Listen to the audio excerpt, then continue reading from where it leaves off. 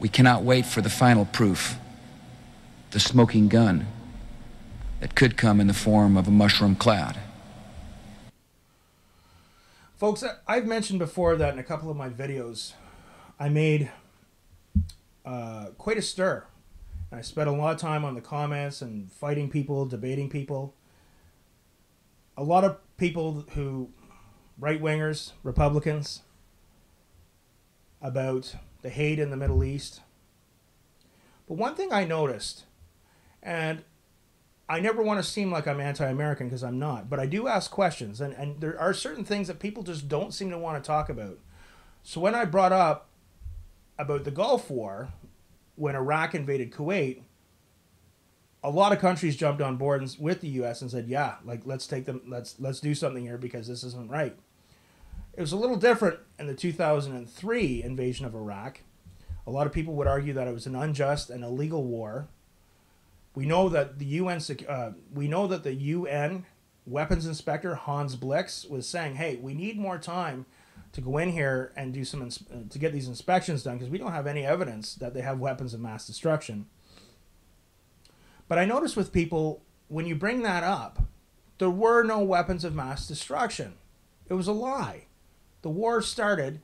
All these poor American soldiers and their families, what did they fight for? What did they die for? There were no weapons of mass destruction. And look what happened. God knows how many Iraqi families were killed, how many American soldiers were killed, how it affected so many people.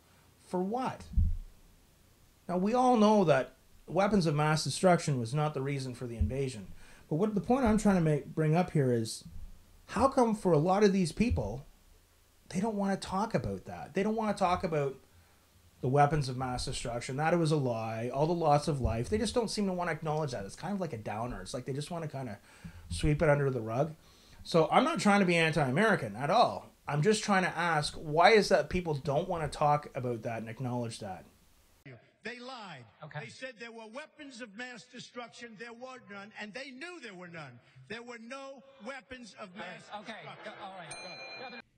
Do you have any misgivings, any second thoughts, any regrets about the Security Council speech 2003, Saddam Hussein, weapons of mass destruction, Iraq?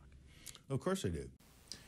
Hey folks, Brian here for Here It Is TV. Love me or hate me, you know I'm going to ask those questions that people just don't want to ask. Take a second, click subscribe, and we'll see you next time.